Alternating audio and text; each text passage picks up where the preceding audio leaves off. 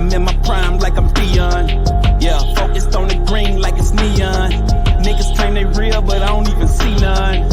I don't fuck with your type, y'all some peons. I'm in the zone like I'm Deion Sanders. Got 21 bitches with me, no manners. Asking 21 questions, nigga Curtis Jackson. Hey, fuck all of that talking, bitch, let's get it crackin'. Yeah.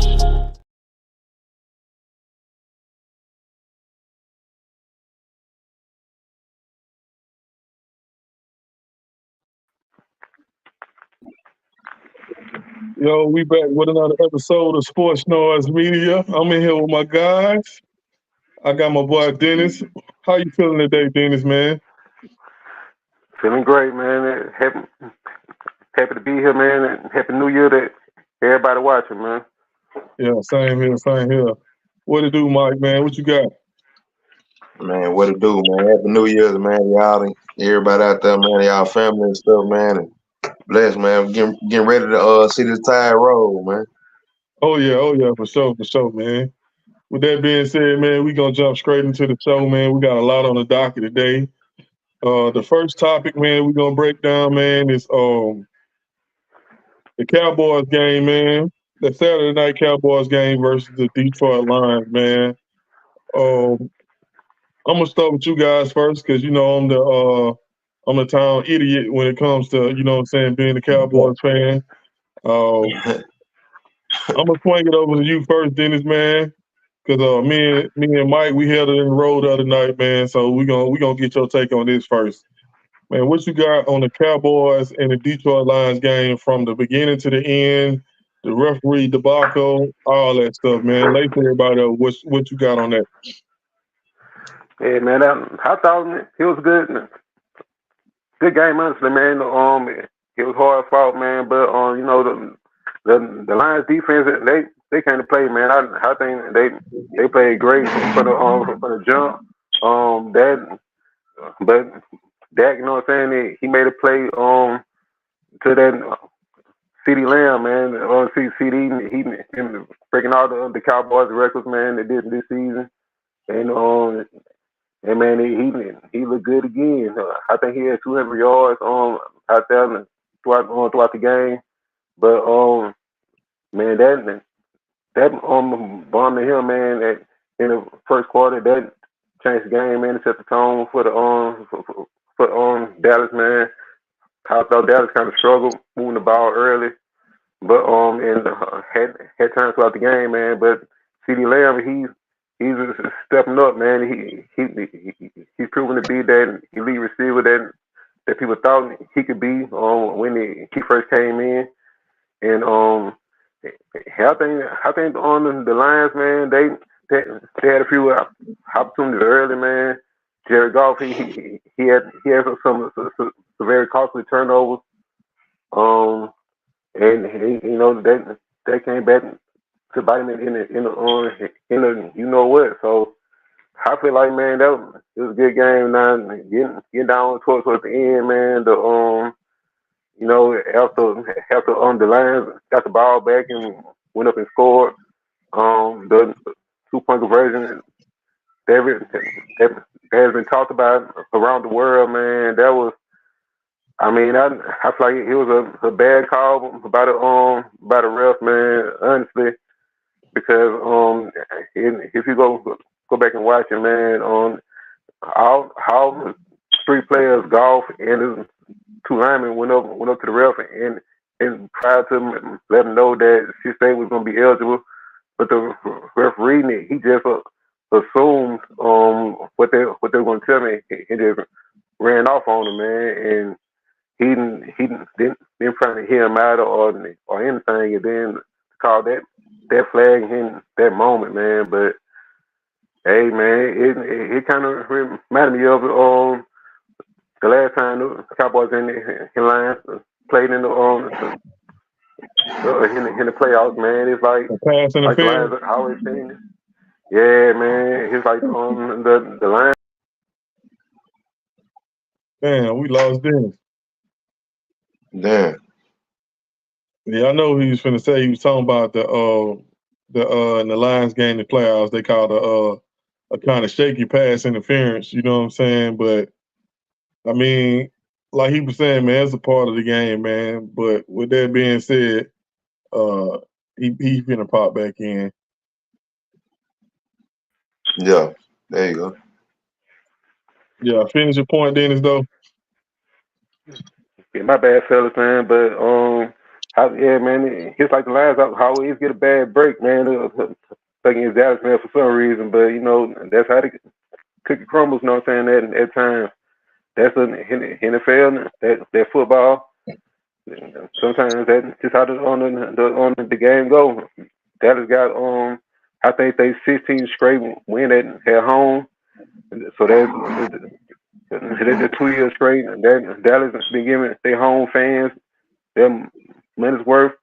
Them season ticket holders, they gotta be happy, man. By being able to go to every game and come out with a dub. So man, that's not to be overlooked at all, man. Dallas is clearly a different team at the house, man. And by Philly losing, man, giving them the edge back in the NFC East, man.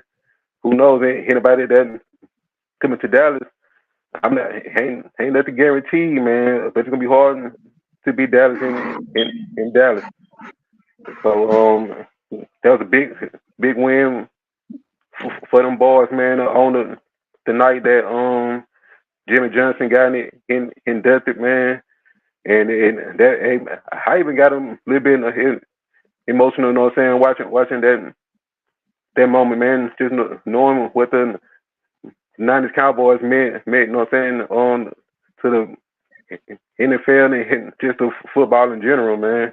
Yeah. Like that team just wasn't Cowboys thing, man. It was a football thing. So yeah, man, it was a good game, man. The Lions, they gonna be right where they're supposed to be at home in the playoffs, man. And it was a hell of a game. It was a hell of a game. Good shit, Dennis. What you got on the whole situation with the Cowboys and Lions, Mike? Man, like we touched on this stuff, man. It was a hard fought victory, man, by the Cowboys, man. It was a good, tough, gritty game, man. Like Dennis was saying at first, CeeDee Lamb was on fire pretty much the whole game, man. Like they fed him, you know what I'm saying, from the beginning to start to finish, man. He really was the game changer, man. Really was the difference maker in the game, man. So CeeDee Lamb had a career night. We seen him break 2 of Michael Irvin record with receptions and yards, which has been a record that has been upheld for a very long time. So Dak had a very nice game. Tony Pollard had he had a couple of nice little runs here and there, and they tried to sprinkle in Deuce Vaughn in a couple of plays because our second running back was hurt. He ain't played. So the running game was really kind of like average at best. Y'all offensive line, suffered another injury with Tyler Smith. Y'all guard Tyler Smith. So I know that's going to be a significant impact because y'all offensive line been going through all kind of injuries this year, man. So hopefully they get that together, man. Still had another bad night, man. We seen still get worked by Aiden Hutchinson. Aiden Hutchinson had 3 sacks basically on him. Aiden Hutchinson was a menace all night, man, in the backfield. He had, like I said, he had 3 sacks. He impacted the game as well. For Detroit, man, Goff had 2 costly interceptions. Man, we talked about on the other show, they went away from their bread and butter with the run because they were slashing them, killing them with the run, and they just went away from it, man. And it proves to be their downfall, man, because if they would have stuck with their bread and butter with the run, they could have controlled the line of scrimmage, time of possession, and probably could have won the game. And pretty much, man, Detroit was going for it on 4th down pretty much the whole game, man. We all know Dan Campbell is a gambling dude, man. He go for 4th down more than any coach in the league. But in this particular case, it kind of hurt them, you know what I'm saying, because they could have took a lot of points off the board by doing that because they was in field goal range a bunch of times when they went for it on 4th and they didn't convert them on all of them. So they kind of hurt them in the end, man. And for the penalty, controversial penalty at the end, it was a lot going on. But deeper looking into it, I know we had touched on it on the last show, but taking a deeper look into it and seeing everything, it was a lot going on, man. And even if they didn't call that penalty, the guy lined up. I seen the guy lined up outside anyway. So either way it go, it was all man. It was screwed up from the jump, man. They were trying to do too much. They were trying to be discreet about it. The guy, you know, what I'm saying, trying to 68 were trying to tell him that he was in, but he reported 70 being in instead of 68. And they had too much going on, man. They were trying to pull it off, and they pulled off a damn good play, but they should have went about it another kind of way, man, because it ended up costing them in the end. But in our nationality, they had two other shots to punch it in. Me personally, after that second one, well, Michael Parsons, they called Michael Parsons outside, I would have took the extra point and went to overtime. But Dan Campbell, being the guy he is, he was fixated on going for two, man. So that, you know, a lot of people are up in arms about the penalty and stuff like that, but they had other opportunities either tie that game and go to overtime, or try to win the game another way. So I don't really base their game and say they got robbed and nothing like that, like other people do, because people keep saying they getting robbed and stuff. They had so many opportunities to even win the game, man. So I don't see it as a robbery. Well, I just see it as a fluke. You know what I'm saying? They got caught slipping. They were doing too much. And they could have took advantage of it. They could have kicked the extra point and went to overtime, but they didn't. So in our nationality, Dan Campbell, Detroit fans can get mad. They can get mad all they want to, but that was on them. You know what I'm saying? That was on Dan Campbell and his coaching staff on that one. But other than that, man, it was a great bounce back victory for Dallas. Like Dennis said, with the Eagles losing yesterday, they give them a clear path, kind of give them a real good path to win the division. And by them winning the division, that's going to be a feather in their cap. And having the home playoff game is going to mean a lot.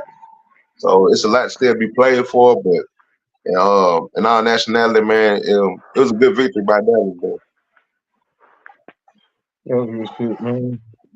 My assessment on the whole setup, man, from the beginning, I'm going to start with the good, and then I'm going to switch over to the bad, man. The good part of it is, you know what I'm saying, Dallas, like Dennis said, Dallas, they always play for keeps at home. Anytime we playing at home, man, if you come in there think it's going to be easy, man, to be honest, you got to deal with us, the refs, and everybody else, you know what I'm saying? But with all that being said, that's the case with any team that's playing at home that's worth something. We played a good game, man. Like I said before in the last show, man, the problem that I have with the Cowboys is that the first two possessions we played good. Then Mike McCarthy, I don't know what he's doing, and then he pick it back up during the fourth quarter, and then cause some good series. I don't understand, you know what I'm saying, his play calling, his situation football. I just don't see why he's calling the game like that. You run the ball on obvious downs when we have little to no running game. You know what I'm saying? You run it like I just don't get it, man. Some of the play calling that they're doing right now. You know what I'm saying? Dak is playing some good football, man. A lot of people be on Dak, and which is it's deserved. But how Dak been playing football, man, these last couple of weeks, man, throughout the whole season, to be honest, he only had maybe one or two real bad games, you know what I'm saying, this whole season. Yeah. Normally, typically, the Cowboys, on the way that Dak gets a lot of yards is Dallas being down by 3 touchdowns. You know what I'm saying? But lately, if you look at the last game, Dak been doing his job. Fourth quarter with the Miami game, fourth quarter with the Lions game. You give Dak the ball, he drives us down the field, he put the ball in the end zone, and the defense, it's their turn to do what they need to do. Defense last week, they struck out, but this week they came through. So I have to give Dak a lot of credit, man, for what he's been doing, you know what I'm saying, throughout this season. For as, like I said, his MO was, if we down by 21, I'll get you 14 and 300 yards and we still lose. But now he's been doing, I'm going to get you 40 to 50 yards. I'm going to drive us downfield. I'm going to put us in the end zone. That's what he's been doing. CD, man, CD is playing possessed. He's playing like somebody that's trying to get paid, which he's going to be deserving. at this point in time, I think he's the number one receiver in the league for his yards. He just been on fire, man. You know what I'm saying? This is when they drafted CD, he wasn't this, but he's starting to turn out to be what they drafted him at. A lot of times I had a lot of problems with CD. They like to put him like in the slide and stuff like that to try to get mismatched to get him off. If you got to do all that and you're a number one receiver, you're not a number one receiver. We got to do all that to try to get you off. So he's been doing that against good competition. You know what I'm saying? He's been playing very well. I had to give my props on him. CD, man, he played so good, bro. They drug tested him after the game. So that's crazy that they did that, but that's, you know what I'm saying, that's how they go. Like I said, CD had a hell of a game, man. The bad part about it, man, is that I feel like we keep getting in our own way, man. We have opportunity to put our feet on people's throats, and we don't do it, and we let them hang around, and that can be the problem, man. The running game, man, I just feel like if we don't match up with the right people with our running game, man, we might be going home soon, man. Just being real. Like, at this point in time, I understand why they cut Zeke, but at the same time, Zeke still did his job for as short yardage and red zone touchdowns. He led the league last year in red zone touchdowns for a running back. So he did his job, and that's what you needed him for. You know what I'm saying? So we losing Zeke, man. That's a big deal right there. Pollard, he's coming back from injury. You know what I'm saying? And that's hard for anybody to come back from injury. Everybody who watches the NFL knows that it really takes 2 years for you to get back. So, I mean, I just feel like we gotta play better overall, 4 quarters consistent football. If we do that, we'll be okay. But like I said, with Mike McCarthy being subpar with calling plays in the middle of the game, that's gonna have to change if we're gonna prosper in the league this year. With the referees, man, I'm with you, Mike, bro. Like, I understand what was going on. We dealing with a human, you know what I'm saying, element. They try too hard to disguise the play. You know what I'm saying? Like, I have never seen, like, the evidence, don't get me wrong, it was a box call. Let me get that clear. It was a box call. But if you look at everything, man, it was so much going on. I know it's a referee's job, but you sent 3 people. I have never seen 3 people before play. Y'all correct me if I'm wrong. I have never seen 3 players around the referee when a player is trying to report whether they're going to be on the line or off the line or being an eligible receiver. I have never seen that. If anybody can show me that, then I'll take this back. But I have never seen 3 players around a referee when you talking about reporting. And he reported 70 from the standpoint of he was walking off, he was looking at, and 70 was making a beeline to him. You know what I'm saying? Yeah. He like made a beeline straight to him. So I understand the confusion. Like I said, I'm not saying that the referee made the right call. It's obvious that he made the wrong call. You know what I'm saying? It's too much video evidence, you know what I'm saying, to prove that. But what I'm saying is they tricked themselves off the streets because they was trying to do too much to hide it. You know what I'm saying? Yeah. So I get that. Your boy Dan, man, sometimes, you know what I'm saying, people get in their own way. I think that game was a situation where they got in their own way. They had Dallas on their heels that whole drive. You kick the 2-point conversion.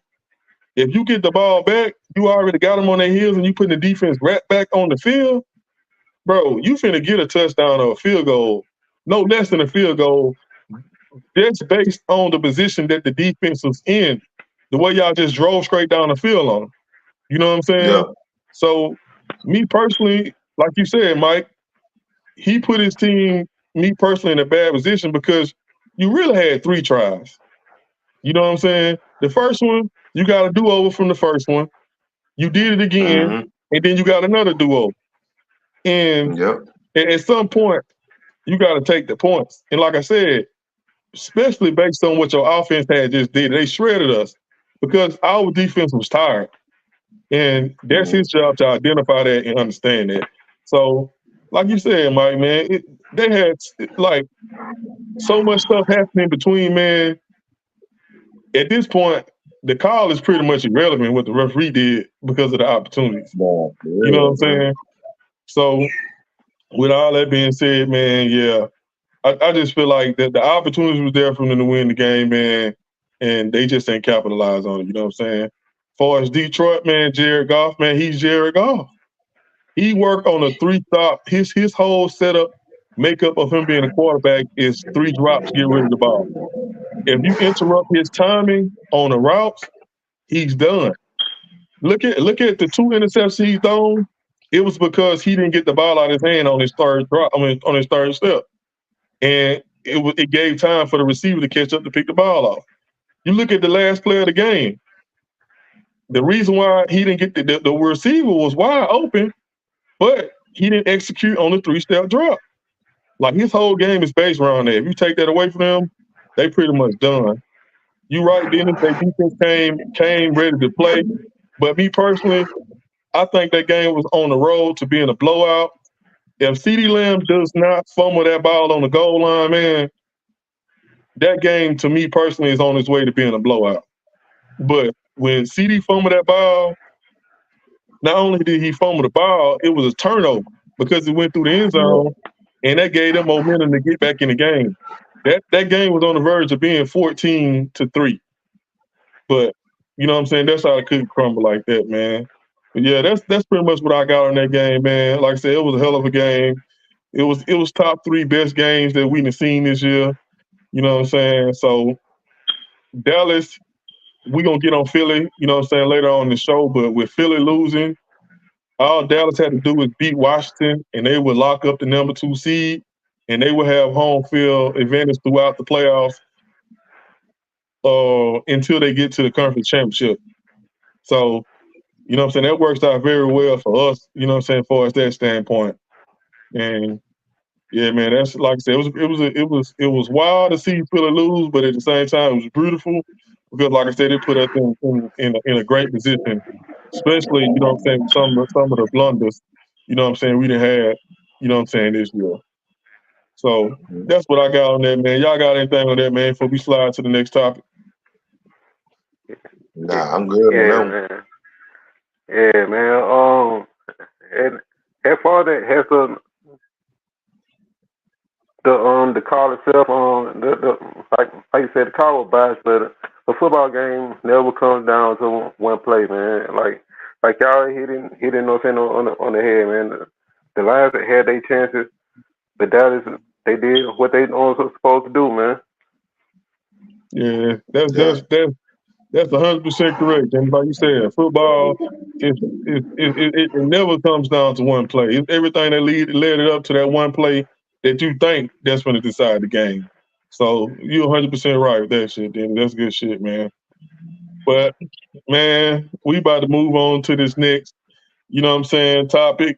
We got the resident idiot, you know what I'm saying, Bama Bull. He about to probably act a donkey, man, about them Ravens. Man, Ravens, man, they've been playing like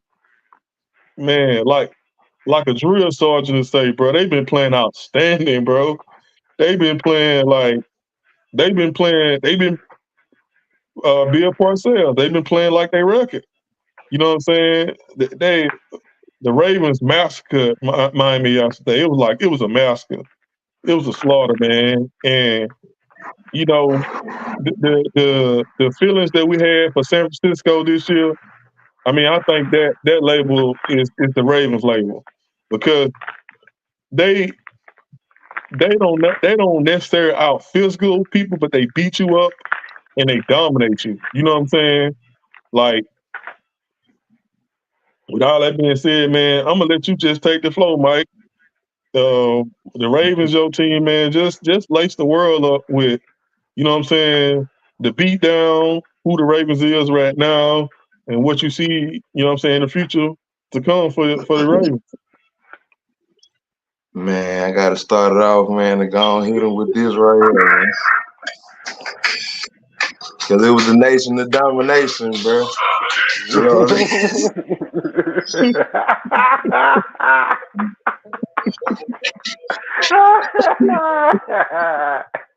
I gotta say, man. All the real one know what I'm talking about, man. Oh man. All the real one know what I'm talking about, man. All the real know what I'm talking about, man. Hey, we salute them boys, man. Hey, nah, for real, all jokes aside, though. Hey, we salute them boys, man. You know what I'm saying? Raven Nation of domination, man. You know, I've been saying it, man. And like I say last week, man, the echo from last week, man, we on the road right now, man. We the best team in the league. We got the best defense in the league.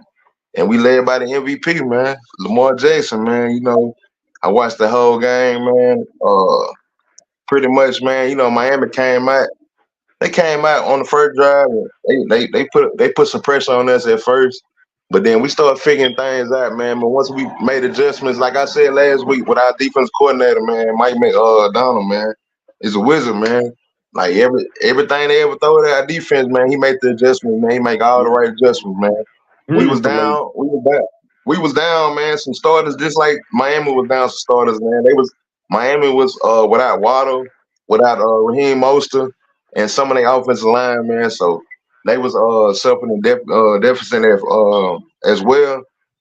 But Baltimore was lacking. They was out. Brandon Stevenson ain't play. Kyle Hamilton ain't play. Marlon Humphrey got hurt like in the first quarter. So we was down like 3 cornerbacks, man. So, but everybody stepped up and did their job, man. Ronald Darby, Arthur Millette, man. You know, he played a hell of a game in the slot.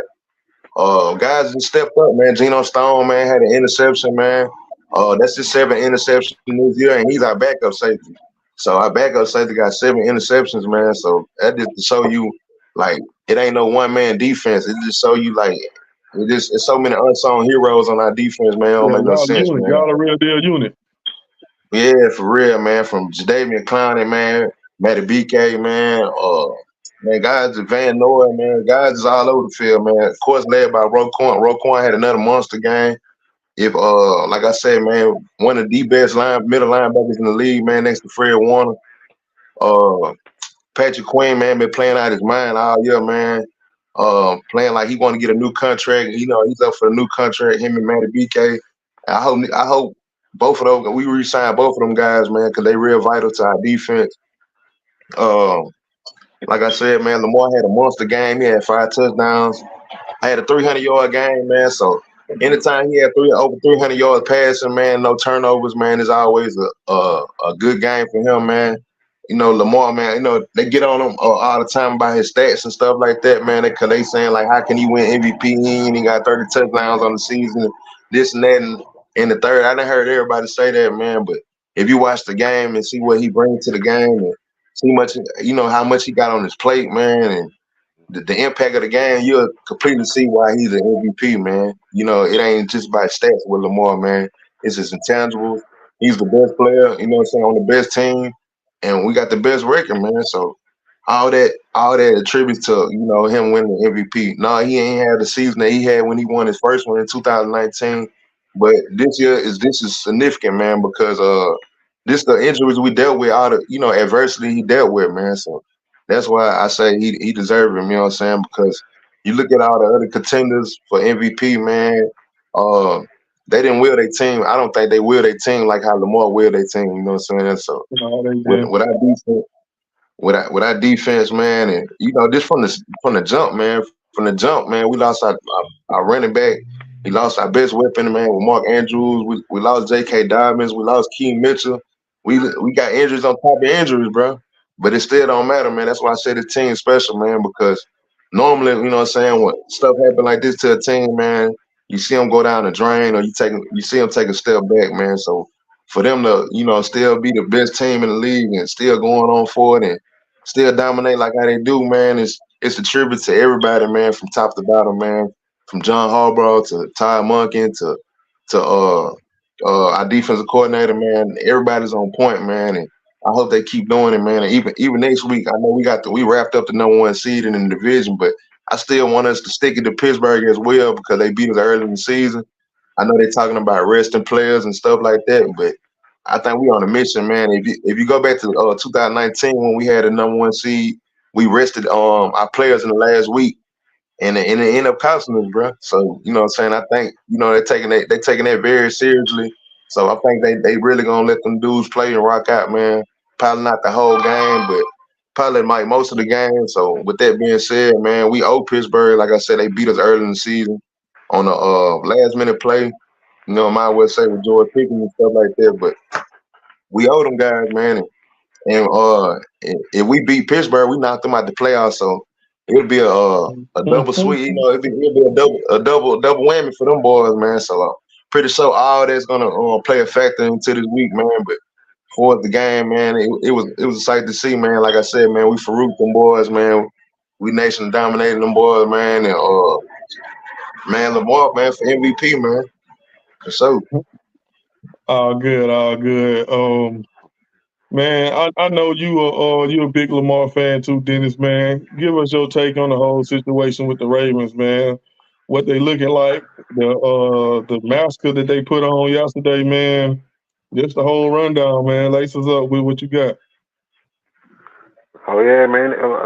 That was what you call a true force right there, man. The boys came out there and did their thing, man. Like offensive, defense, and special teams, man. Like it was just everything, man. Like they played ball. They made the Dolphins look like they weren't supposed to be on the same field with them. I think everything that the Ravens did, man, was at a high level, man. The way they made Tua, just you know what I'm saying, speed him up and throw the ball before he wanted to, man. It's like, yeah, man. It was the thing of beauty, man, from all sides, man. Rashard Bateman, man, and he been stepping up. He been playing great on the last couple of weeks. Zay Flowers, he been looking better and better from week to week, man. And you know, Lamar just keep on trucking, man. 5 on the TD passes, as Mike stated, man, and he also had a perfect passer rate, man. That's a third time in his career that he had a perfect passer rate, and I think he tied people like Peyton Manning and Kurt Warner. You know, they are ready to retire, man. So, you know what I'm saying? Lamar, people love to know, push his narrative, man, that he's a running back playing QB, man. That man is arguably the best quarterback in the league right now, man. So, man, hey, man, hey, the Ravens put on another dominant performance, a statement win. And as far as the Dolphins, man, he leaves a lot of questions, man. He leaves a lot of questions as far as can they be taken seriously as a playoff team. You know, usually when they get in any matchups, it's been rough for them every single time. They they was able to get past Dallas, but that was a game at home, and we know how Dallas been on the road. So you know that was just, we don't know if that was you know what I'm saying, fluking out whenever you turn around and see a game like this. So man, hey man, we're gonna see what the Dolphins do when it matters, man. There's always a chance for redemption, but as far as the Ravens, man, they looking like the team to beat. They just shored up the #1 seed. Got home field advantage, man.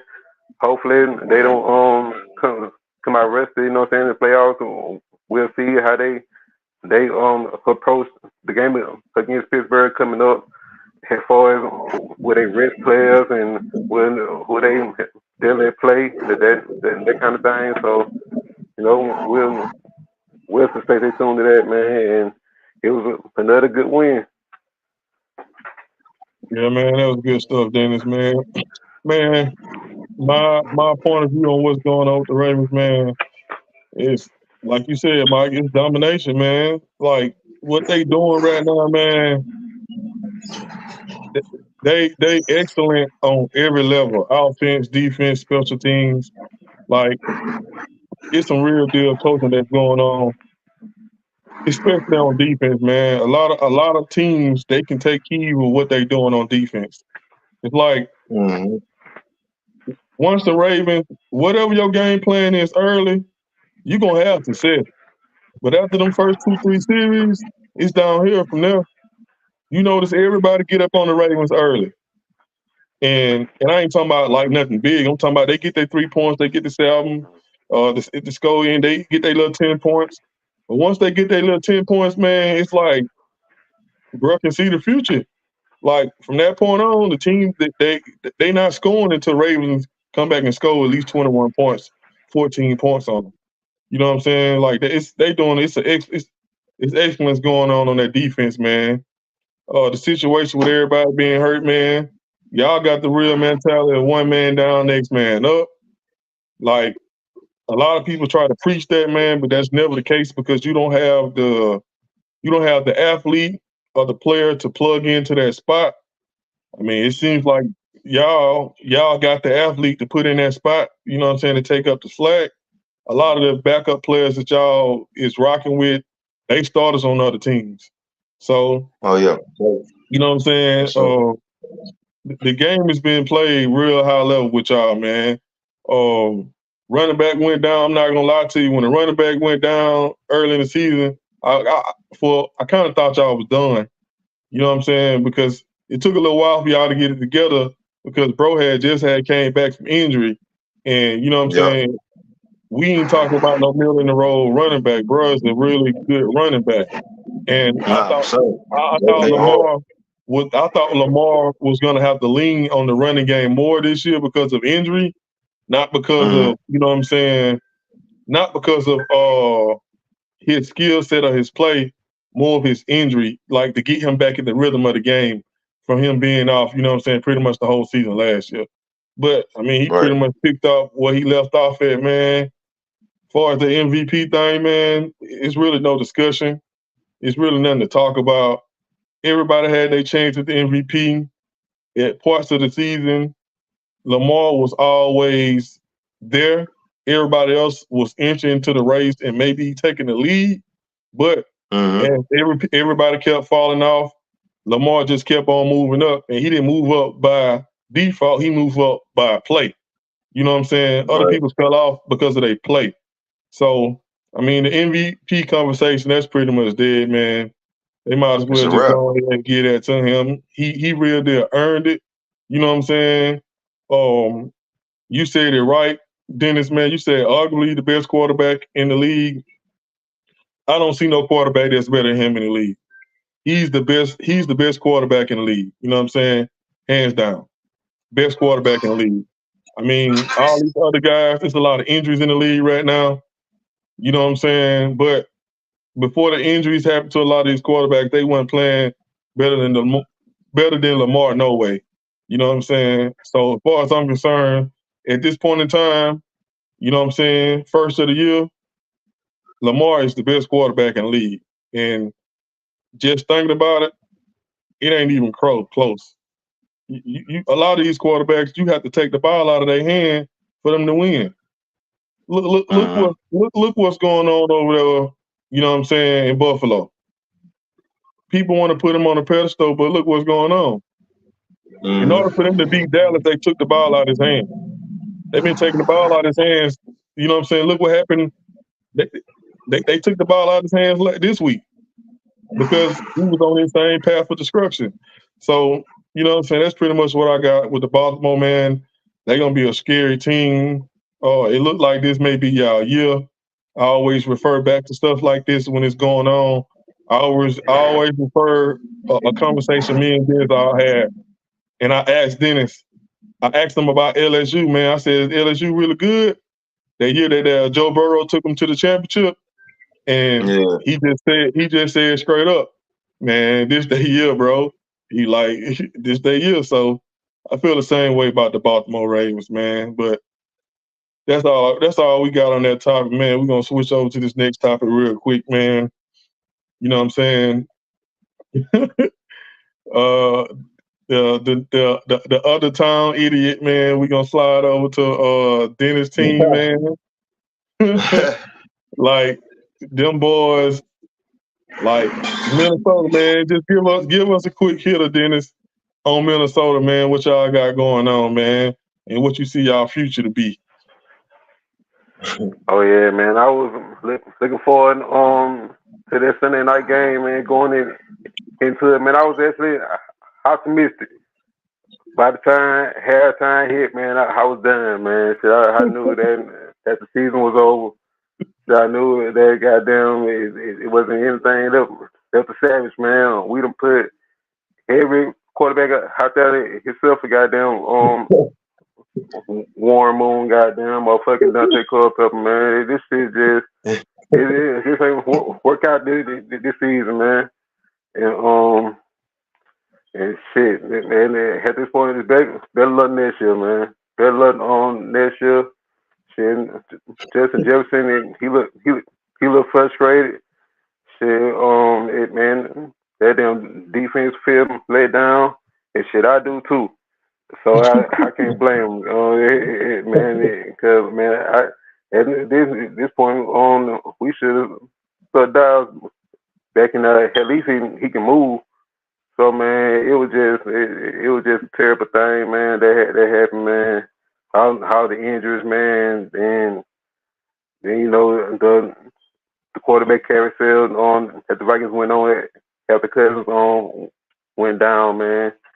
I'm gonna give Love some credit, man. He didn't have all his weapons, man, but he still put on a hell of a game. Aaron Jones, he ran the ball, man. So Green Bay, man, they made our offensive line look extremely poor. So I can't put it all on the rookie, man.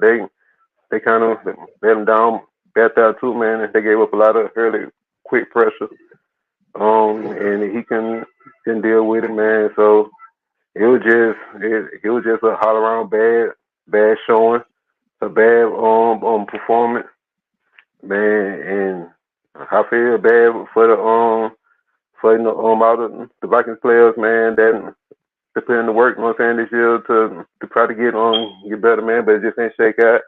So I feel bad for, you know what I'm saying, how the fans, of course, man, and hopefully, man, we can get some things corrected this all season. We had a Sunday night game, man. And I already know that can be the last time you see the Vikings on prime time for I don't know how long, man. So hey, you know, we got it on. We got to know saying enjoy the good times we had, man, with old Kirk. I don't know if he coming back, man. But I'm sure we'll talk about that again at a later date, man. But man, it was rough, you know what I'm saying, seeing that, man, especially in the fact that the whole world had to see it too. Two quick questions for you. Do y'all make the playoffs if y'all still got Kirk Cousins at the helms? And give me your quick thoughts on Love. Man. Well, man, as far on the first one, man, I gotta say yeah, man. I think we're just about to catch our stride, man, at the right time, man. I think Kirk, he just put on his best game before he got injured when we beat the 49ers. So yeah, man, I think Kirk, he would have got it done, and we would. I don't think we would have been like you know some just jugging our team, but we would have had a shot, man. We would have got in as a wild card at the very least, man, and made it hard for a couple teams, man. And as far as Love, man, I was kind of skeptical, about him early. I was very skeptical about him, man. I feel like he I feel like the jury, you know what I'm saying, was still hot on him and had the franchise guy in Green Bay, but he been be showing flashes this season, man. I need him maybe more consistency out of him, but I'm not going to give up on him yet. I need some more tape. And I'm gonna give him one more season before I call him how to as far as what I think he's gonna be throughout his career, man. But I think he's showing it in those flashes why he deserves to be the starter at least for one more season. Okay, then. We're gonna sling it over to you, Mike, man. Start with the last two questions that I asked Dennis about Love and do they make the playoffs? You know what I'm saying? If Kirk Cousins was still there, based on especially how weak the NFC is this year. To be honest, speak on Love and stuff. I was up and down on Love, man, but I can clearly see that they made the right decision, man, and he should be their franchise quarterback moving forward with Green Bay. They made the right decision. It's a young team, man. You know what I'm saying, with Green Bay, so he got a chance to grow. You know what I'm saying, with the young weapons that he have. He got a chance to really, really grow with them guys, man, and to add some more pieces around them. I think they need to get their offensive line intact. I think their offensive line regressed because it was a strong point to their team. One of their strongest point at one point in time, but now it's a weakness on their team, so they definitely need to upgrade their offensive line in the offseason. But Love, man, definitely proved itself, man, to be a franchise quarterback for that franchise and be a good quarterback moving forward, man. We seen him throw over 30 touchdowns this year. And like I said, he had a very, very young receiving core, man. Christian Watson, their best receiver, man, was in and out the lineup. He wasn't a factor pretty much as he was last year. So he had to deal with that, man, on top of injuries to Romeo Dobbs and them guys. And he was basically had a second round pick and Jaden Reed, man, that stepped up. And some very young guys that just stepped up, man. So Love showed me a lot of stuff, man, this year, man. And like I said, man, he's a capable quarterback. He's a good quarterback, man. He proved that sitting behind Aaron Rodgers for them 3 years paid off, man. You know what I'm saying? He don't look like he really look like a vet in this league now. He don't look like the light's too bright for him. He don't look like he can get rattled that much, man. So moving forward, man, they should remain. Love should remain a quarterback. I don't see no other questions surrounding that no more. And for as Kirk Cousins, if he would have still been a quarterback, I think they would have made it for sure. Yeah, I think they would have made the playoffs. Well, they would have been a contender. That's TBD, man, to be determined. We don't know, but he definitely would have got them to the playoffs, man, because the quarterback play, man, and it really like hurt the Vikings, man, because we watched them go through up and down a carousel and watched them go through a roller coaster year, and basically the rest of the year they did great on defense, man. So it kind of overshadowed what the defensive improvement they had on their team with Brian Flores and stuff. So I feel like with Kirk Cousins and their defense and stuff like that, man, they would have been on track, man. They could have did something. Now to say they would have been one and done, or they would have went to the division round. I think they would have went to the division round. They could have won the playoff game, but it's unfortunate. Me personally, I wish they would have stayed with Dobbs. Like I've been saying that for like the last couple of weeks. All the old flip flopping back and forth and stuff. It didn't work, man. You see, it didn't work. I understand experimenting and trying things out to try to provide a spark to your team. But if it ain't working, man, just go back to Dobbs, man, because Dobbs y'all had y'all most success with Dobbs, bro. So that was kind of strange, man. They didn't go back to Dobbs. I know he don't provide an element of throwing the ball downfield and stuff like that, but he still is y'all most accomplished quarterback. You know what I'm saying? Besides the rookie guy they put in Hall, and then they put the other guy Mullins in. Mullins, he gave him a bunch of yards and stuff, but he also gave him a bunch of turnovers as well, man. He made a lot of bad decisions as well. So they running game. They running game. Man, my bad, man. They running game was up and down all year. they had injuries in their running back core as well.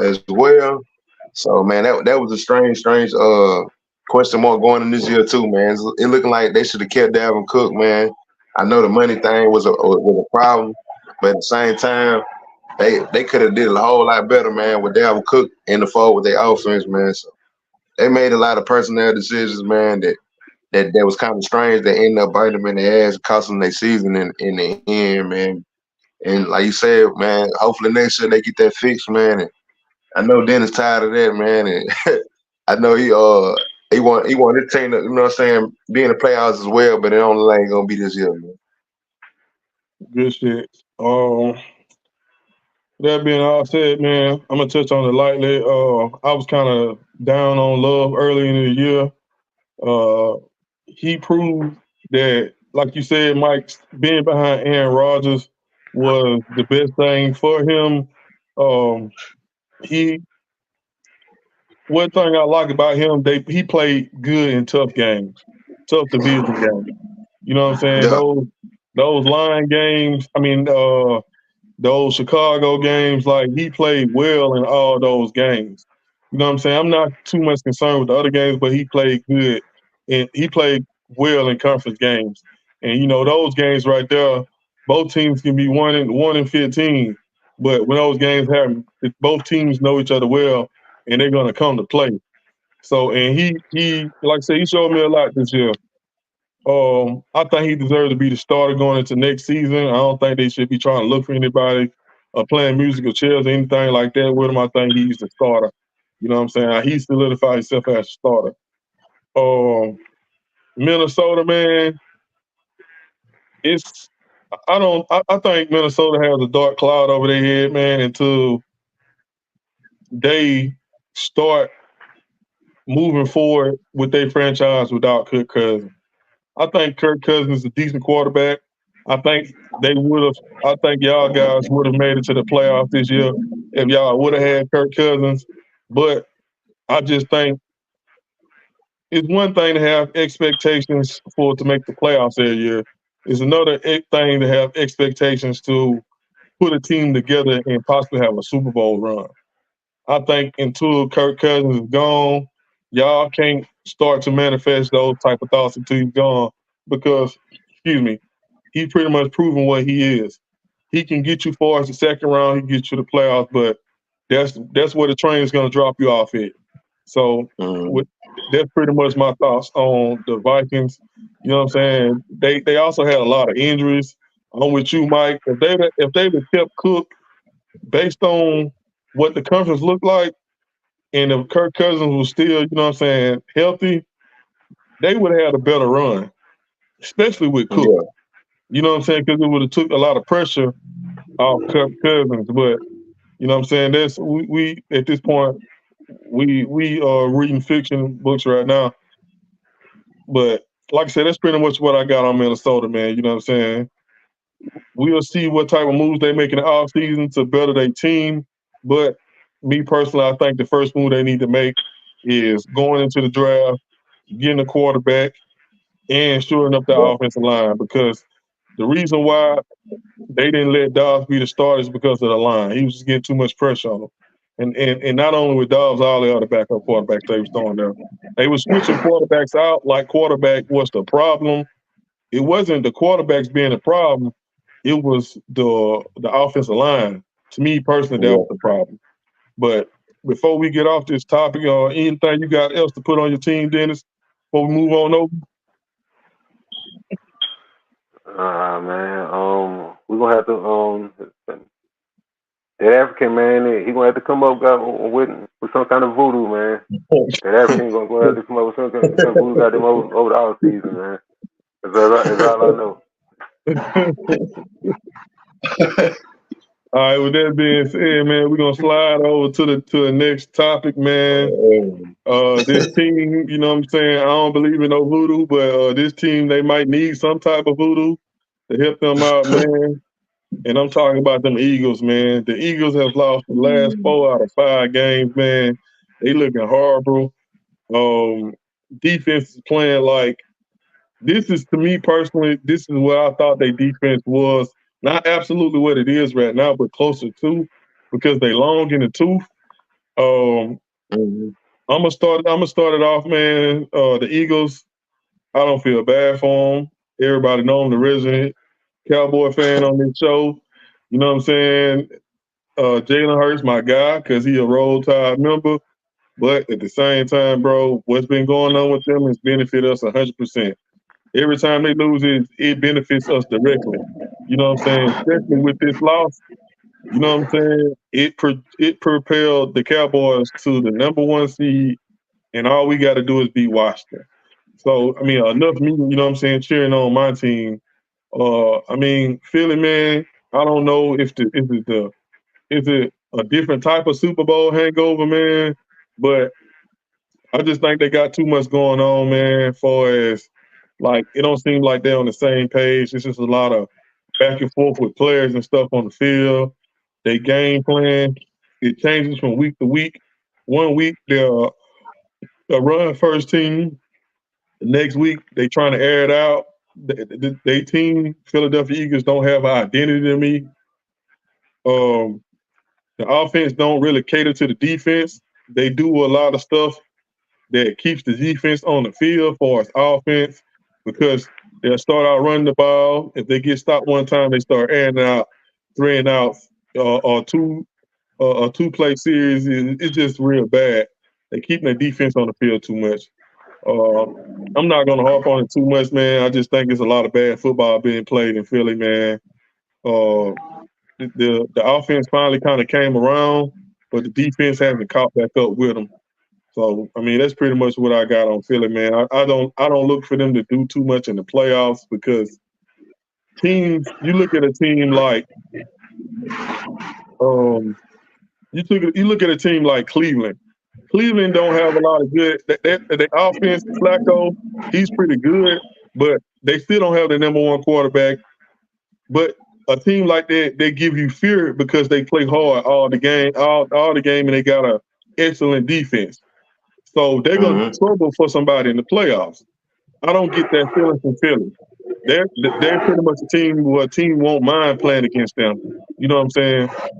In the playoffs. So, like with that being said, man, I'm gonna sling it over to you, Mike. Man, what you got up to quick hitter with Philly as a whole? Man, Philly, man, is strange. It's strange, man, because they started off 10-1, and like you said, they lost 4 out of 5, man. And don't get me wrong, man. Some of the guys they did lose against was premier teams in the league. But but yesterday, man, that was bad, bro. I ain't even gonna lie, man. And don't get me wrong, the Cardinals, you know what I'm saying? They are better than their record present itself. Because the Cardinals, man, they gonna give you all they got, man. No matter who it is, they competitive. They gonna be competitive no matter the record or who it is, bro. But at the same time, that was just bad. They probably was they low point in the season, bro. And being that it's the end of the season to have your low point like that, man, it's not good, man. No, you know what I'm saying? Going forward, bro. Like you're saying, they letting the division get out their hand. You know what I'm saying? Slip through their fingers right now. And looking like y'all gonna pick it up. You know what I'm saying? Because I don't see y'all, you know what I'm saying, losing against Washington. But man, they're looking like, you know what I'm saying, they let the division slip through their fingers, bro. And they let the #1 seed slip through their fingers as well, man, because they could have very much been the #1 seed. The path through the NFC could have went through Philly, man, and it could have made their situation a whole lot, you know what I'm saying, better. But it's like they making their situation a whole lot worse right now. And going the rate that they going, man, it's very concerning because, like you say, their defense, man, is right now it's their secondary, man. Their secondary is trash, bro. Mm-hmm. They secondary is trash. I don't know what's going on with Darius Slay. I don't know if when he coming back, but they desperately need that guy, man. And Bradbury, man, just like Debo said, man, Brad, and they said Brad, he said Brad called him out, and it seemed like that's been true, man. Bradbury is a weak link, man. They need secondary help, man. Safety help. They need all kind of help, man. They D-line is still intact, but they defense is nowhere near how it was last year when they led the league in sacks. Now they led the league in sacks by a large margin. So this year, Their defense is not getting turnovers this year. They're not second the quarterback. They're not generating pass rush. And true enough, they did lose both of their coordinators. You know what I'm saying? And it wasn't a concern at first in the season because they was winning. But if you think about it, man, they lost some good coordinators, man. Some guys, both of the guys end up being head coaches. So that is something that you can take from it, whether they want to discuss it or not. But they seen the Eagles suffer the injury, Devontae Smith, and I seen them with a walking boot on. They said he got a mild ankle sprain. We don't know how much they're going to go hurt him going forward. You know what I'm saying? Because Devontae Smith is a significant part of their offense, along with A.J. Brown. But Jalen Hurts, man, you know, Jalen Hurts had a pretty good game, man. I ain't gonna trash him, man. You know what I'm saying? That's why I said the offense has surpassed the defense. The defense got to catch back up because, like you said, you make a great point. Jalen Hurts did have a great game, but my bad, Mike. Go ahead. Nah, he did, man. He had a good game, man. Like he had a 300-yard game. He threw a pick, but he definitely had a great game, man. And Swift had he had an average game, you know what I'm saying? But at the same time, man, like you said, it's the defense, bro. It's really the defense, like you said, man. It's not balanced right now. They're not playing complementary football right now. They're not complimenting each other. The defense is damn sure not complimenting the offense right now. So that's exactly what's going on, man. And I know they want to. I heard some people striking up to Nick Sirianni and stuff like that, man, the coaching. But I actually like Nick Sirianni, man. I think he's a good coach. You know what I'm saying? So I don't really put all the blame on him, but he do deserve some of the blame, of course. You know what I'm saying? This is as much they want to blame the quarterback when things go wrong. The coach, they got to blame him as well, man. But man, Arizona, man, you know, like I said, is a competitive team, man. They ran all over them boys, man.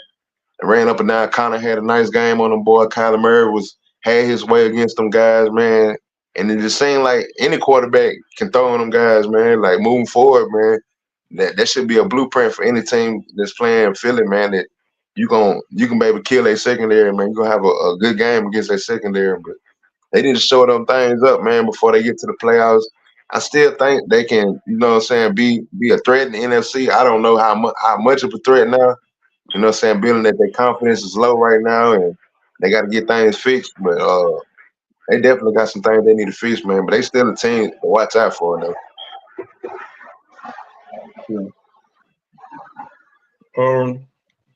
What you got on that, Dennis, man? Quick hit. Yeah, man. On Philly, man. Shit, man.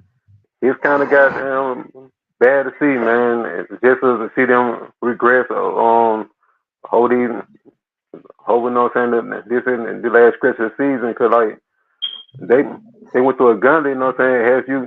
As you stated, you know what I'm saying, constantly over the season, man. So and they schedule was actually starting to soften up down the stretch, man. And it's like, but now it's like they're not playing with a sense of urgency, man. And that's what was bad. Was bad to see. Yeah, the defense has been kind of suspect most of the season. You know, especially on the passing defense. But what was kind of what kind of alarmed me was that they got just physical. You know what I'm saying? They got manhandled in that game, man. James Conner ran all over him. He ran through him, and it wasn't a good look at all, man. And that just showed me that they wasn't ready. You know what I'm saying, to play at all, man. It's like, and I don't get it, man. It's too late in the season for that. You playing for playoff seeding, man, and you know, just come out there like you just know the Cardinals ain't a professional team, man. It's disrespectful, man, and they got them what they deserve.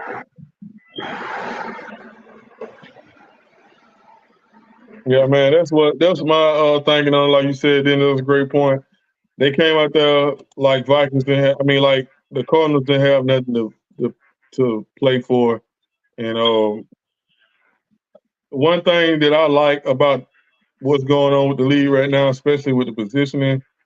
A lot of teams, man, what they playing hard and they set those division games up towards the end of the season, so that way, the fans can get, you know what I'm saying, quality football games every week for the most part. But that being said, man, got one more topic, man, of the NFL. Got a couple of updates, man. First update, I finna say Nick Chubb again. Mike warned me about that, but Bradley Chubbs, man, he's out for the season. It's gonna be a big blow for Miami's defense moving forward. He's a real deal factor on their defense, and the reason why the back end of Miami play so well, man, is because of they front. So that's one point. The next point, I'm gonna get y'all to chime in on this. What do you guys think about the Panthers owner tossing a drink on the Jags fan? You know what I'm saying? What you got on that, Mike, man? Man, I would have sued his ass, man. I would have sued his ass. That what I would have did. You know what I mean? Hey, he would have did it to us. He would have did it his ass, bro. You know what I'm saying? I would have put one of the moves quick, bro. Like, yeah, man, I suffered memory loss. I was traumatized. You know, I would have ran it down. I would have ran it down, bro. He would have come on, bro. Man, billionaire, bro. I would have got his ass, bro. I would have got it. The drink got in Come my eye. on, I'm partially blind in my left eye now. Yeah, it had acid. I can't see the same.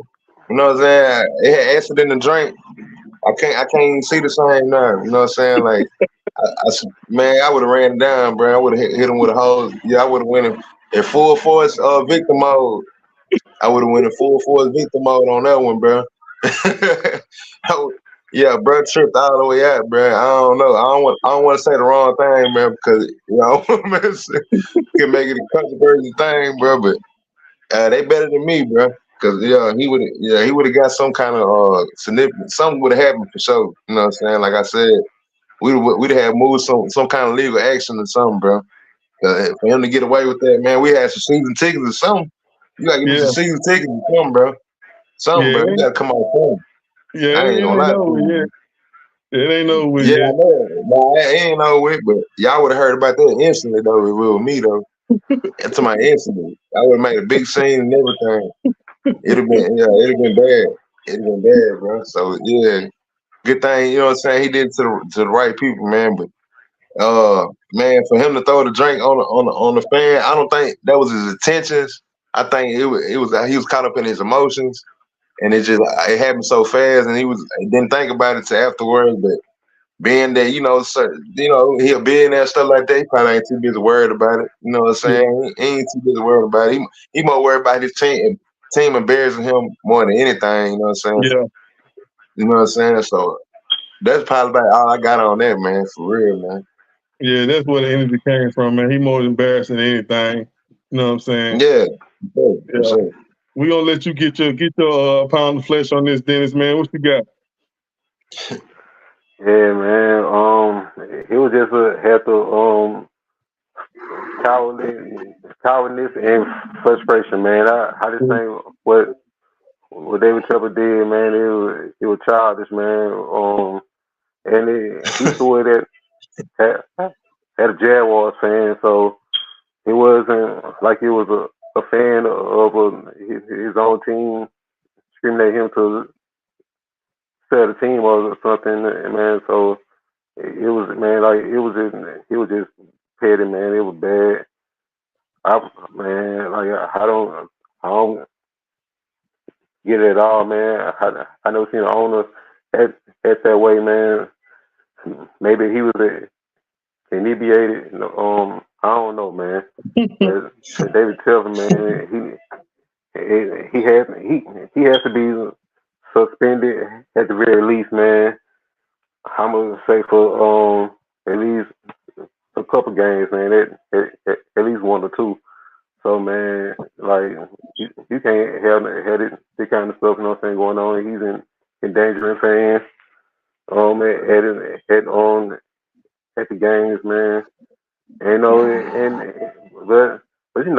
as far as on the field, man, he can't know saying he get mad. He's one that put us in this situation. He's not going to get better anytime soon.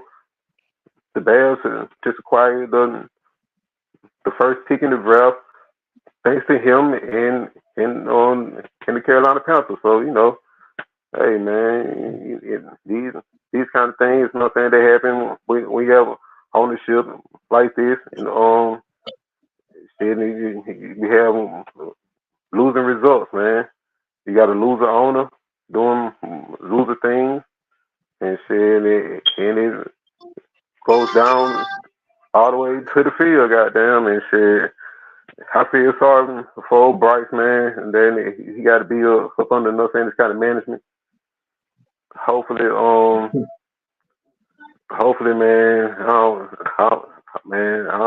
Hey, I'm at a loss for words, man. I'm at a loss.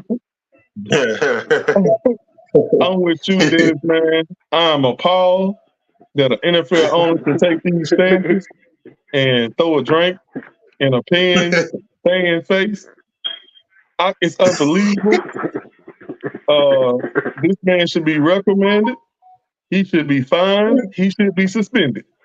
Because if a fan did that to him, they would be put in handcuffs and escorted off the premises and would never be able to attend and be in that stadium again. It was a real deal, 100% sucker move. Only suckers and women throw drinks in people's faces. I have never seen anything outside of that. Throw a drink in another human being's face. You know what I'm saying? Like you said, Dennis, I'm at a loss for words. I'm appalled. You know what I'm saying? That somebody of his status would stoop to the level of a fan that was sitting in the blood nose seats and have the audacity to do what he did.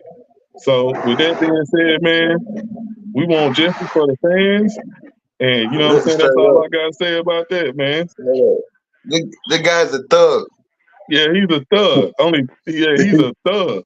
It's unbelievable what that thug did. He's a billionaire thug. But you know what I'm saying? It was animal-like behavior. Animal-like behavior. Like 100. I'm saying, with all that being said, man, to be 100% real, you know what I'm saying? I think bro just lost his cool. It's everything what Dennis said, man. You know what I'm saying? You just bought the franchise. You know what I'm saying? He's a billionaire. So these dudes ain't used to losing. They used to, you know what I'm saying, winning. And another thing too, I don't think he used to anybody talking to him the way, you know what I'm saying, I can assume that fan was talking to him. You know what I'm saying? And he just lost it. You know what I'm saying? So it is what it is. At the end of the day, the NFL, they just need to deal with him accordingly, like they do with these players. You know what I'm saying? They all work for they all underneath the shield. So the same way you're gonna reprimand a player, you should follow suit with him. So I mean that's pretty much what I got on that. I don't think bro need to lose his franchise or anything like that, man. But at the end of the day, you know what I'm saying, he's under the umbrella of the shield. And the way the shield deal with everybody, they need to deal with him accordingly. You know what I'm saying? So I mean that's pretty much everything we got on the NFL, man. We done caught y'all up for the week, man. It's been the last 2 weeks. I mean, cut y'all, but I forgot to hit on the Bradley Chubb thing, man. Oh yeah, man. It was a quick hitter, man. That's why I brought it up, you know what I'm saying that he was out for the season. And I did say that, you know what I'm saying, it's gonna affect them, you know what I'm saying, far as they you know what I'm saying, far as the back end, you know what I'm saying. But if you got something personally to put on that, Mike, go right ahead. I thought we was gonna be touching on, my bad. That's my fault. But like you said, man, it's a significant injury, man, for the Dolphins, man. Like I said, he was their best pass rusher. They just removed from losing their other best pass rusher, Jalen Phillips. So, man, it's definitely a big blow to their defense moving forward, man, because we don't know where their pass rush is gonna come from now. I know they got Melvin Ingram off the practice squad, and they got other guys. they just cut JPP. But man, it's gonna be a big blow to their defense, man. We'll see what it's gonna be. Cause they overcame the guy with Jalen Phillips getting hurt, man, and that made Chubb step up, man. You know, he was their leading sack leader with 11 sacks, man. So Yeah. man, it's just gonna be a big blow to their defense moving forward, bro. Yeah, bro was pretty good, man. If anybody know anything about Madden, bro was player of the week on Madden twice. And they don't just hand out no player of the weeks on Madden. So, you know what I'm saying? Bro was doing his thing this year. Nah, you it got was. anything to put on that, Dennis, man? Oh nah, man.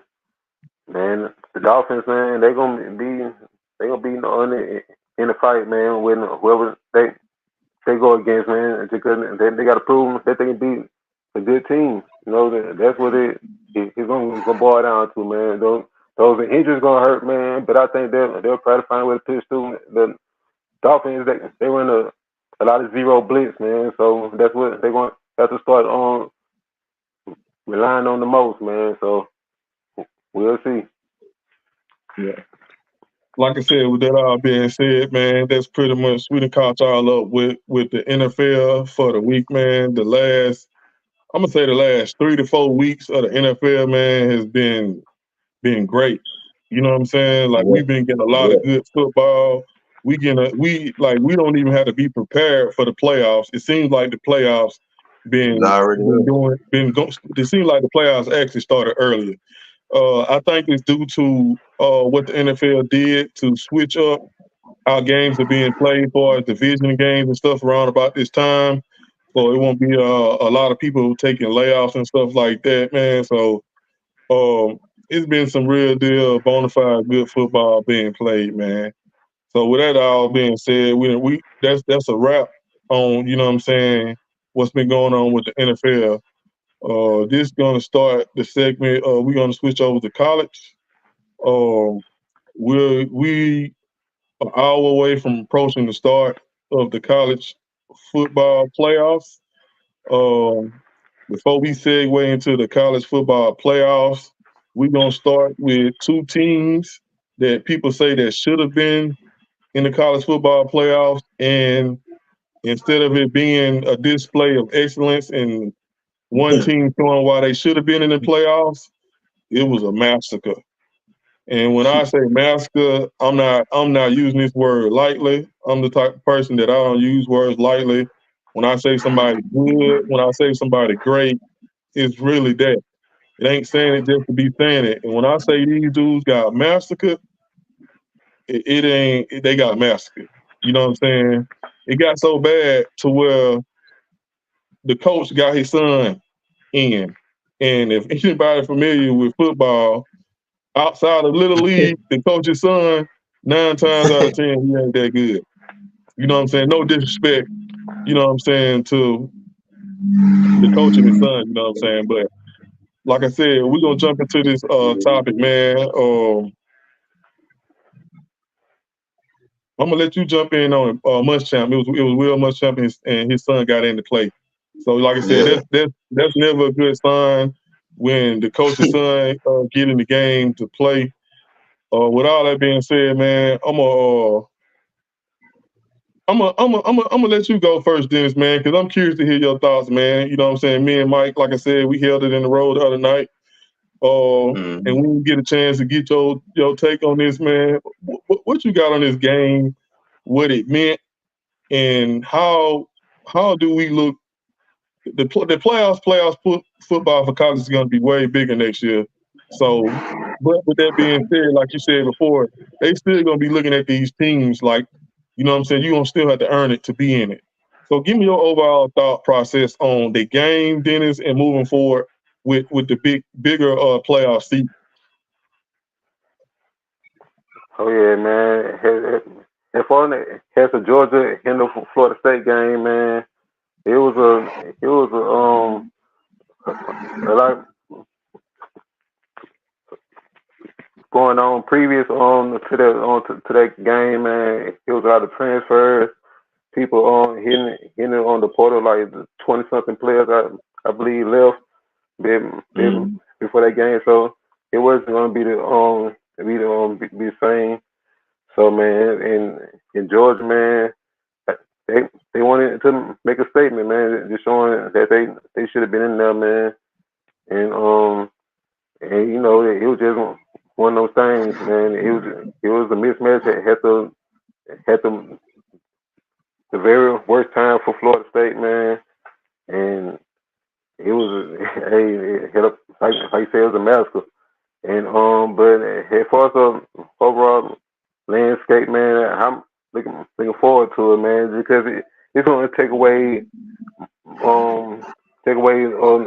a lot of meaningless football, man, a lot of meaningless bowl games, and things of that nature, man. It's gonna make things just more just more competitive, and just have games that everyone is gonna want to watch, just because of the implications of each game, and the fact that they're gonna add in a mid-major team. It makes it good too. Whoever the best team is from a smaller conference, he's gonna be able to be in, man. So I think he's great, man. He's gonna involve the whole country, man, and the fact that it's gonna be even bigger next season. So well, we're not gonna have these kind of arguments anymore, or these kind of debates about who should have been in and who should have been left out, man. It's gonna be clear cut. So I feel like they moving in the right direction, man. As far as expanding it on the playoffs and making it even more competitive. And man, we'll see how it goes moving forward. What does that mean to you, Dennis? Is what they doing? You know what I'm saying? All of us is big South Alabama fans, but I will admit that you the biggest South Alabama fan on the show. What does that mean to you? You know what I'm saying? For South Alabama to get a shot, you know what I'm saying? Actually being a part of the big dance, and not only them getting a shot. And I'm not just saying this because we South Alabama homers, but South Alabama has actually been playing some good ball since they started their program. You know what I'm saying? So Yeah. what that means to you, Dennis, to see that a team like South Alabama will actually have a chance to put what we're doing down here on display and have a chance to be in the playoffs. I think it's a great opportunity, man, because like you said, ever since the South started, they start playing football, man. Start their program. It's just they've been been able to be big on Division I teams. They pulled off a lot of upsets over a lot of big Division I schools over the years, man, in bigger conferences. They just blew out Oklahoma State this season, and so man, it shows that they're capable. It just they have to prove that they're consistent, and I think them having more meaningful games is going to cause them to be even have more urgency, man. And I think they're going to play even better and even harder in each game, just knowing that they're going to have that shot to be ranked and also to go on to play for the biggest prize in all of football, man. And I think that will make the city get behind them even more. Everybody loves to ride a wave, so I feel like it'd be great for everybody, man. And I feel like they have a shot, man. Once they get their quarterback situation straight, and they played two quarterbacks in a bowl game. They're gonna try to figure out who's gonna be the starter next season since Bradley left. And it was his senior season this year. So I know Mac Reynolds is gonna be the running back, man. So I feel like hey, the talent it might be there, man. I love Major Applewhite in the way he runs his defense, man. I feel like South is gonna have a great defense. So yeah, man. I'm not saying that they're gonna make it, but just fact they got a chance, man. I feel like it's great for the team. It's great for the city, man. And man, Go Jazz.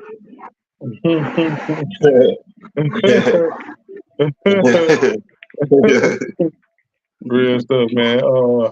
Before I slide it over to you about the massacre, Mike, LSU pulled it off, man. Looked like it. Yeah. I just I'm following it right now. They complete came back all the way back, man. LSU, man. Shout out to them boys, man, for winning their bowl game. They came back. You know what I'm saying? They was getting blowed out at first, man. Then they came back and rallied, man. Yeah, that was good shit. But so with you, Mike, man, give me your whole breakdown of what the topic is, the whole LSU. You know what I'm saying? I mean, not LSU. I'm tripping. The whole Georgia, Florida State. Georgia and Florida State massacre, man. Give us what you got on the whole situation, Mike. We're gonna declare, man, the pissed off bowl, man, because we got two teams that came in. Both teams were pissed off, man. So, both teams pissed off for different reasons, man. You had Georgia being pissed off because they got their win streak broke.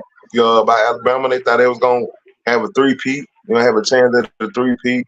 So they pissed off about that. You know what I'm saying? Then they didn't get a chance to get in the dance at all.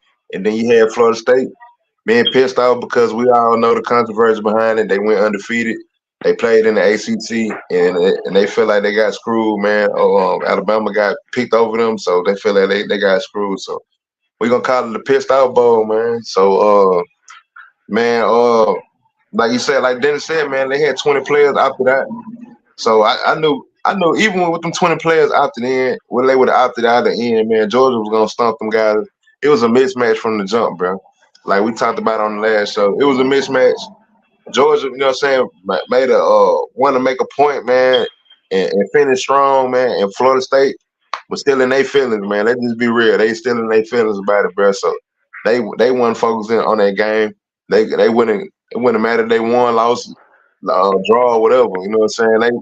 They came in with their skirts in, you know what I'm saying, with their skirts in their hand, man.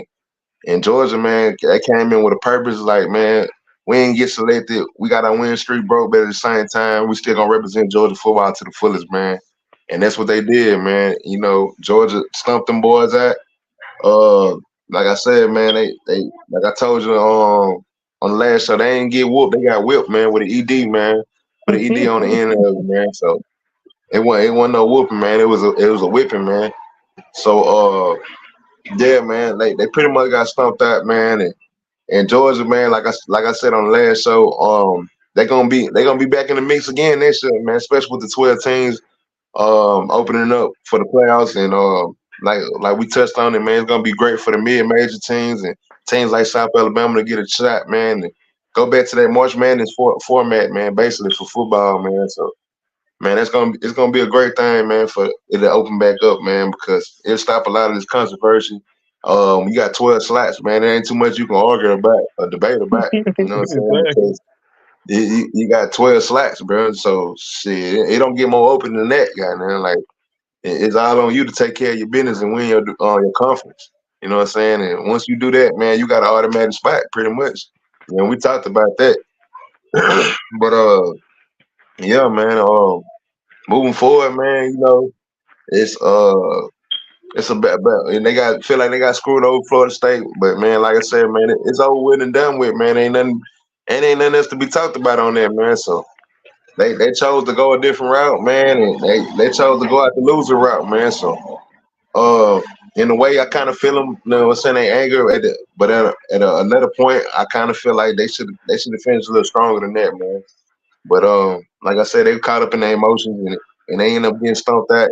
And it look like at this point, man, I wouldn't even want to play Georgia in the bowl game because shoot, they put on goddamn they slaughter people in the bowl games, man. We seen with TCU last year, and we seen with this. It's like probably like 150 to like 20 or something. No, they didn't beat the last two bowl teams. So it's a big margin of victory, man, with Georgia in them bowl games, man. So yeah, man. So that's pretty much it on that time. Yeah, man. My opinion on the whole thing, man, was they just got ether, bro. Like we can sit here and say the team jumped in the portal, but I'm not even gonna focus in on the massacre. I'm gonna focus in on before. Like we all know that college football is based on strength of schedule and teams you beat and when you beat them. Right. Like, period. Like, we can't Mm-hmm. sugarcoat that. We can't try to get up here and make it seem like college football runs another way. Now, Right. with what I just said, ain't nothing I just said was trying to portray as it is being fair. You know what I'm saying? But I am saying that we know how this go. You know what I'm saying? Mm-hmm. Fair ain't no way in what we talk about. They do what they do every year, and they determine who they want to be in that game. And Florida's just on the outside looking in, man. That's just that. So I ain't got too much to say on it, man. They got Ether yesterday, bro. The other day, like it was no chance. The whole game, all I had in my head was Vince McMahon theme song. Like it from the start, it was a master. So with that being said, man, we gonna move into the college football playoffs. We got two games, you know what I'm saying, on the docket today. Alabama versus Michigan, Washington versus Texas. Mm-hmm. With that being said, I'm gonna let you run it off, Mike. Give me the breakdown of what's your whole thought process on the college football playoffs, how the teams were seeded for us versus each other, and give me your thoughts on who you think gonna win far as game by game. All right. For first off, man, like I said, we talked about it on normal show. I mean, former shows and stuff. The committee got it right, man. With both matchups, man, I think both matchups is gonna be phenomenal, man. It's gonna be two, you know what I'm saying, two very, very good matchups, man, between four of the best teams in college, in my opinion. And man, for on the first bracket, we got Alabama and Michigan. We all Bama fan. We all rep Bama to the fullest. So Michigan going against Bama, man. It's gonna be an old school, pretty much old school throwback game, man. I feel like between two great defenses, Michigan come in as blue collar defense along with Alabama. We know again with what kind of defense they present with Saban and them, and they come in with a good ground game, man. Michigan come in with two of the best running backs in the country, with Blake Corum and Donovan Edwards. They offensive line is phenomenal, man. They got a huge athletic offensive line, man. Physical offensive line, one of the better offensive line in the country. So that's going to be a test to Alabama defensive line. They come in with a couple of playmakers and stuff like that. But and then with fourth Alabama, they come in with Jalen Monroe. The guy been playing phenomenal, man. Been improved every game. Probably playing some of the best quarterback we have seen outside of Jane Daniels, a Heisman Trophy winner in the last month. You know what I'm saying? Monroe been putting the team on his back. We got playmakers across the board with Jermaine Burton and Bun and them guys. And we looking like we're gonna have a full healthy running back room, man, with McClain coming back and Guy Williams and stuff like that running. And we have a great offensive line as well, man, along with our defensive line, which is the strength of the team. Our linebackers, man, are phenomenal, man, with Dallas Turner and them guys, man, and safety, secondary led by Kool-Aid and them guys, man, and Caleb Downs, man. That dude, Caleb Downs, is a true as a star in the making, man. If you ain't ever seen Alabama play, pay attention to the number 2, the freshman safety, number 2, Caleb Downs, man, because that dude is gonna be a star, man, for years to come, man. But Kool-Aid and Arnold, them guys, they got to shut down corners, man. So, like I said, it's gonna be a throwback game, man. I'm looking for it for be a low scoring game. Probably like I say 21-10, bro. I say 21-10, 24-10, man. I got Bama, man. Like I say, man, for Alabama, man, if they can focus and take out the run, the whole main focus is they running game. Everybody know with Michigan, you stop their running game and put the ball in they quarterback hands. JJ McCarthy, I feel like he made some improvements, but I feel like he's more of a game manager.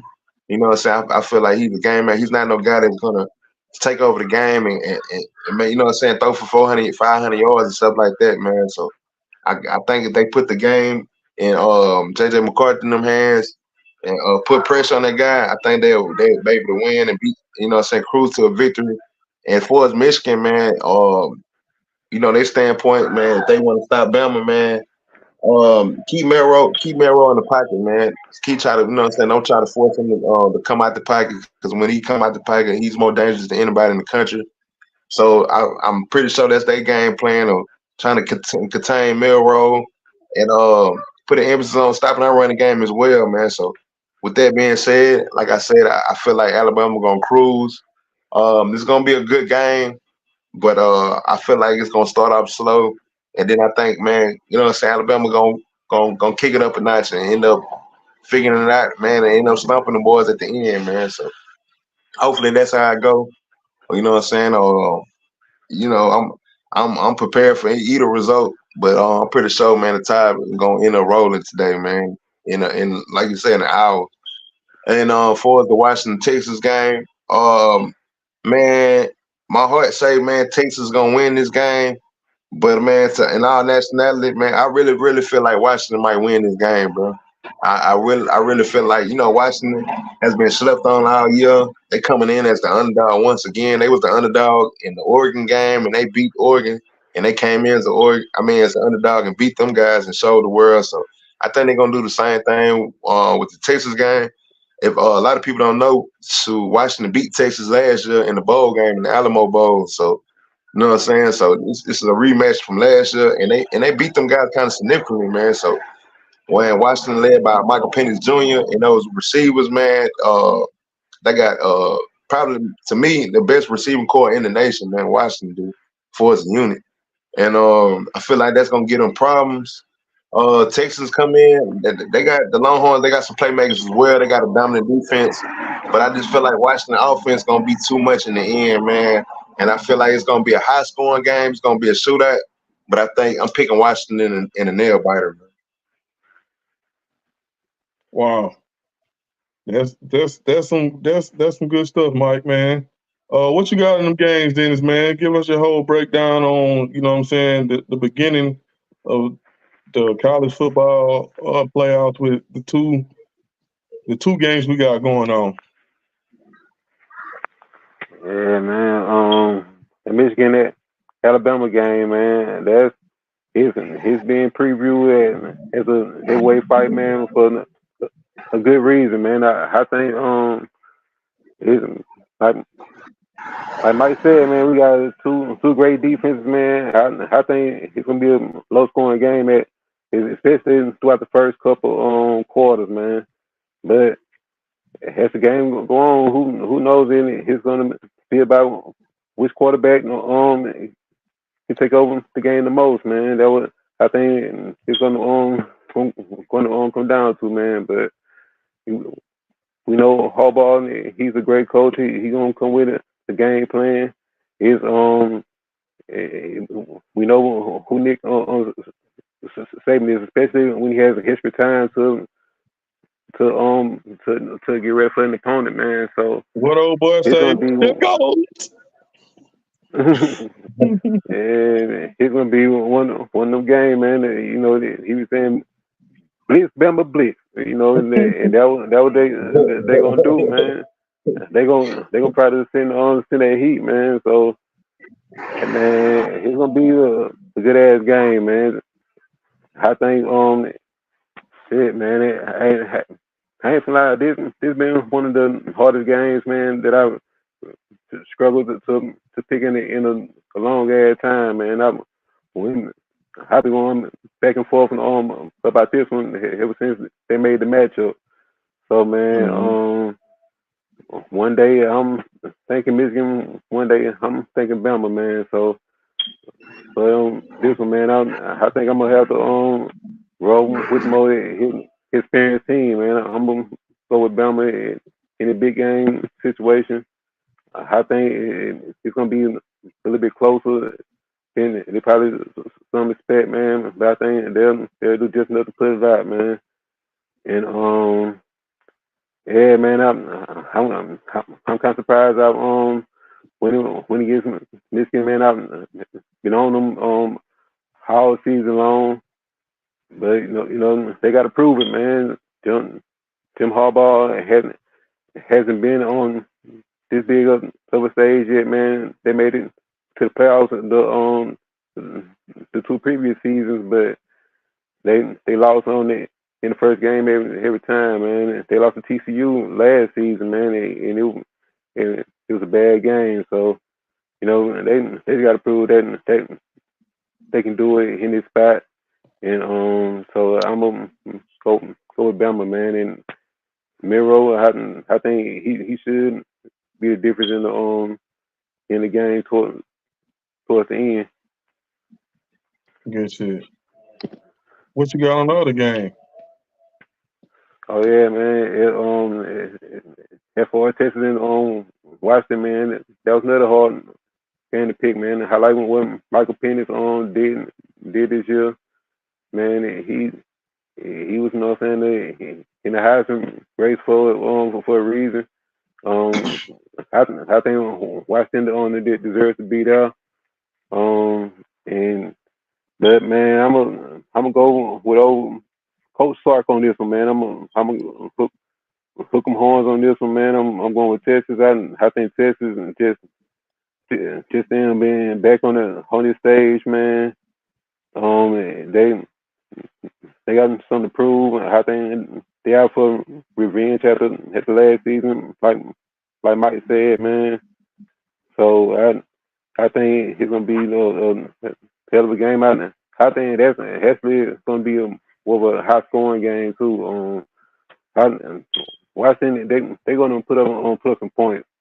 They got a hell of an offense, man. But I think Texas they had a half lead on defense, couldn't eventually slow them down and also keep up with them, man. And Texas been in some big games this year, man. So has Washington, but Washington they beat on the same team twice, man. So they got to show me that they can beat the team outside of Oregon, man. That's highly ranked team. So I'm gonna see can they do that later on tonight.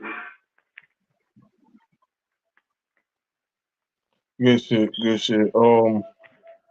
Yeah, man. Like what you said, bro. That both y'all breakdowns of the games was spot on. I'm pretty. You already know, man. With a game that's big like this, man, I'm gonna rock with Alabama regardless, stats, anything like that. But like you said, Dennis Harbaugh, he hasn't. Every time he's been close to this stage, you know what I'm saying. The game plan has been like subpar at best. Nick Saban has extra time, and you know what that means when it comes to Nick, man. The only time I felt like Nick Saban didn't do good is when we played against Ezekiel Elliott in that championship game, and they real deal didn't have nothing to stop him. Zeke ran wild. Mm. You know what I'm saying?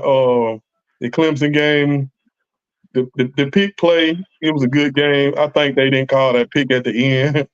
I know it sounds like I'm being a super Alabama homer, but I'm just trying to point out the times that Nick Saban has been in these big games and lost, and it hasn't been nothing to say that he didn't prepare well. You know what I'm saying? We have never seen him in a spot like this and not come prepared. And you're going against somebody who's not really been there. I think Michigan is one-dimensional. They're a power running team. They play physical, offense and defense. But they beat Ohio, and you've seen what happened to Ohio. So to me, I just think Alabama, the speed might be the defining factor. You know what I'm saying, of that game. The Washington game, the Texas game, Mike kind of just threw me off a little bit. I just went in. You probably seen my eyes gazing off. They was gazing off because I was just putting. I just put some bets in to have to take Washington because earlier today I put my bets in and I already took Texas. So I'm just trying to square myself up. So I just did that. You know what I'm saying? With that being said, man, I do want to see a Alabama Texas championship. That's me being biased. Alabama, Louisiana, Georgia, and Texas are three of my favorite places to visit. As far as you know, what I'm saying, just the atmosphere and food. So I have a sort of a special connection towards those states who I just named. And with that being said, you know what I'm saying, I do want to see that championship atmosphere. In the South, it's different. You know what I'm saying?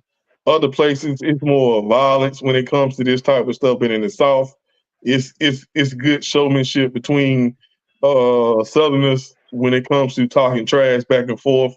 I think this will be Texas gonna be trying to get their revenge if they make it to this game. Uh, I haven't really watched Washington enough. The little bit that I did see of Washington, they play good, solid football. They're a passing team from what I've seen. They push the ball downfield a lot. So Texas has been playing good. They getting back to being like physical to me. I think that Texas, they got a lot on the line, man. You know what I'm saying? Because you don't want to go, they're moving to the SEC next year. I don't think they want to move into this. I think they got a lot riding on this as far as what they're going to be in the SEC. You know what I'm saying? I think about things in that nature because of what you do now projects what you're going to be later. Excuse me. And I think that Texas, they thinking about, you know what I'm saying, getting to that Alabama. I hope they're not thinking too far ahead, but I think they looking forward to matching up with Alabama again to prove that them coming into the SEC is going to hold some weight, that they coming in as champions, not just another team, you know what I'm saying, riding the SEC wave. You know what I'm saying? So with that being said, man, I'm taking Alabama versus Texas in both of their games today. And in the championship game, I'm taking Alabama over Texas to get our revenge. With that being said, man, we're gonna wrap the show up, man. This was an excellent show. We covered everything for us football from a week. It was just overall a good show. Like I always say at the end of all our shows, we only gonna get better. But we do always end our show with a segment called "Get It Off Your Chest." And I'm gonna start with you, Dennis, first before we end the show, man. If you got anything to get off your chest for sports, if any, this is your time to get it off. Oh man, I ain't got too much, man. I can't really think of anything, man. Besides some Vikings, man. I just hope we get our stuff together, man, and we do better, you know what I'm saying, over the college season, man, and everything, man. Yeah, I feel you, bro. What you got to get off your chest, Mike, if any? Man, you know, I just want to congratulate my team, man. You know, saying getting the number one seed, keep doing what they doing, man, and you know, keep Farouk and boys, man. Like I said, man, keep putting the nation domination on them boys, right? You know what I'm saying? But nah,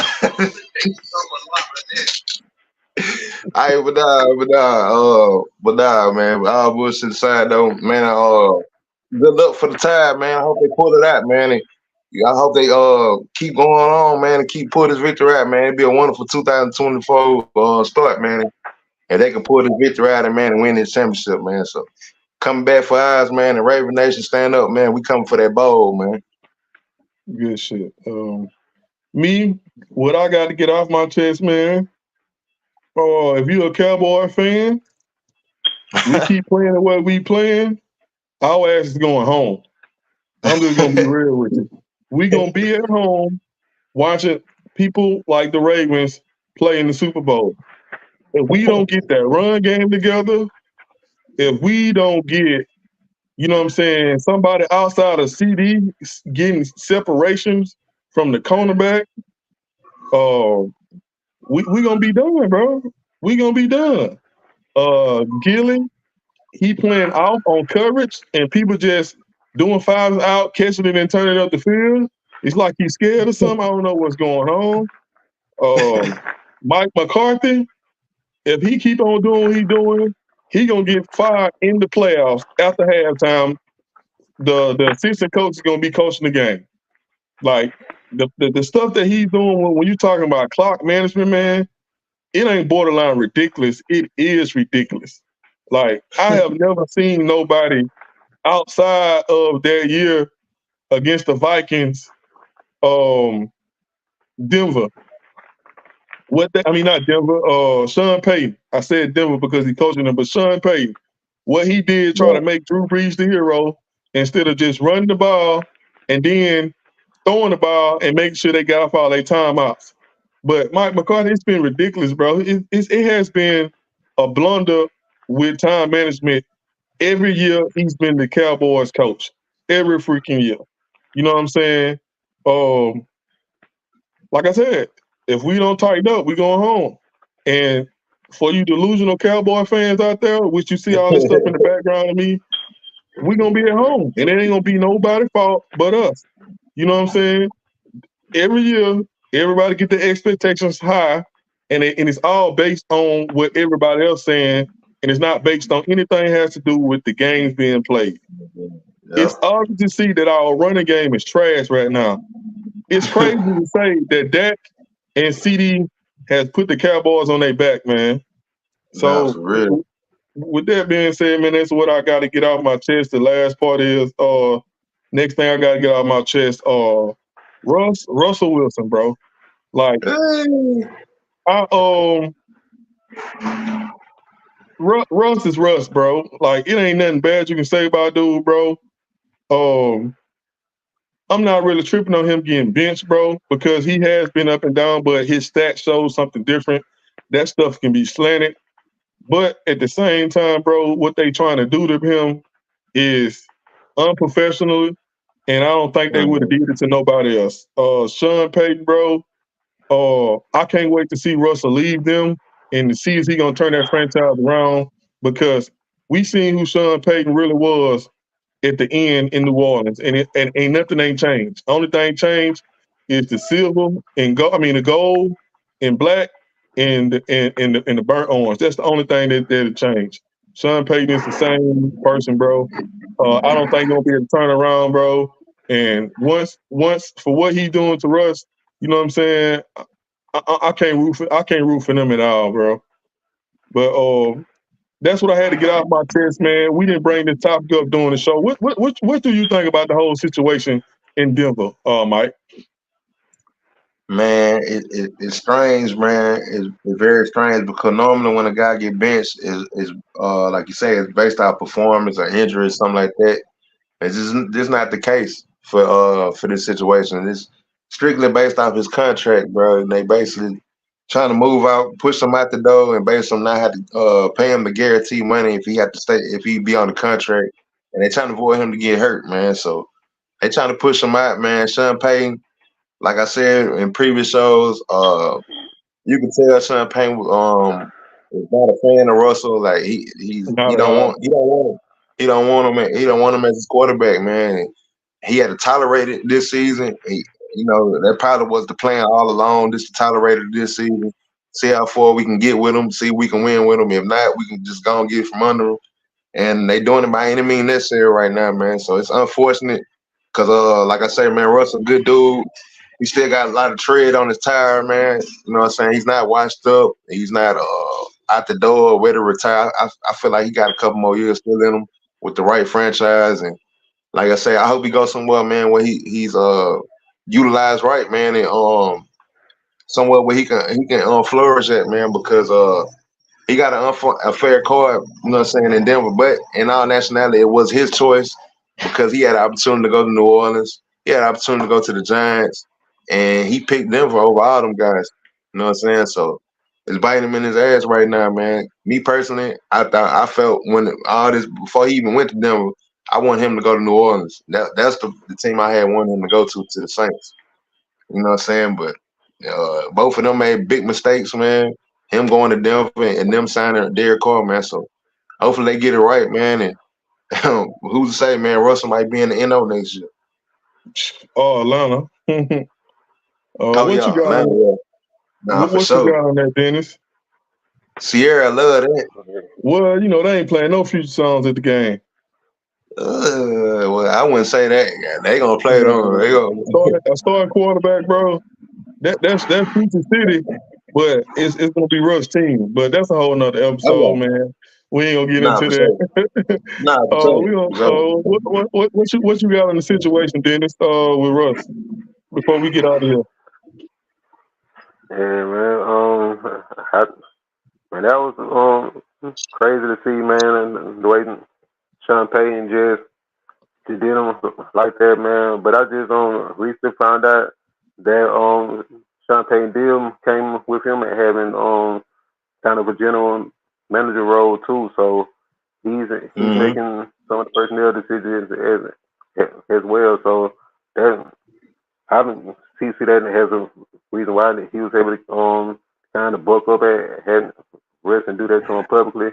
And they found out when Russ talking, he said that the owners came up to him during the bye week and told him that if he didn't give up his injury clause, then they was going to bench him. So and he said he wasn't going to give it up. So he seen it. He seen it. This on this coming, man. It was the right one was on the wall. And let's be honest, man. Russell was never Sean Payton guy. He's not the one that handpicked him to come in now. Sean Payton seen that the Walmart money on the table, and he couldn't pass it up. So man, he went ahead and did what he had to do. And Russ, he's gonna be a sacrificial lamb. He's gonna be a very rich sacrificial lamb, but he gonna be all right, man. And I think he'll land on his own feet with another team. But I think Denver, man,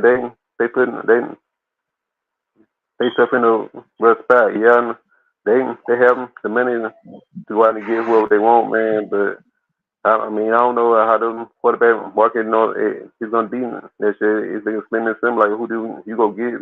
Kirk Cousins? We'll see what Sean Payton decide to do, man. I don't know if he'd be patient enough to say draft the Ricky and try to develop him, man. But that's probably what he needs, man. If honestly, if he's gonna be bucking his players like this, man, you don't buck at a player like Russell Wilson like that, a guy who won a Super Bowl and actually has the accolades in the league, man. He might need the young guy, and he can buck that over there, man. But it just one of those things, man. Well, Sean Payton, man, and they gave him the reins over there in Denver, man. And some of that power is going straight to his head. And he just his bad that they sent Russ out like this, man. As much as he's on, did as he done around the league, and he always represented the organization well. That's one thing you always get from Russ, man, no matter what.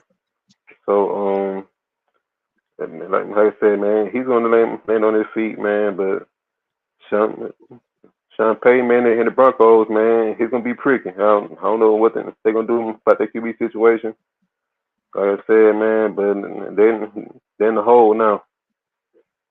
Mm-hmm. All right, then, man. That was good stuff from both of y'all on that last topic, man. Like I said, we appreciate everybody tuning in, checking us out, man. We about to get geared up and watch Alabama put puts on these boys, man. That's pretty much all I got to wrap this short, man. I appreciate y'all, boys. That's it, man. Peace, everybody. Roll Tide. Roll Tide.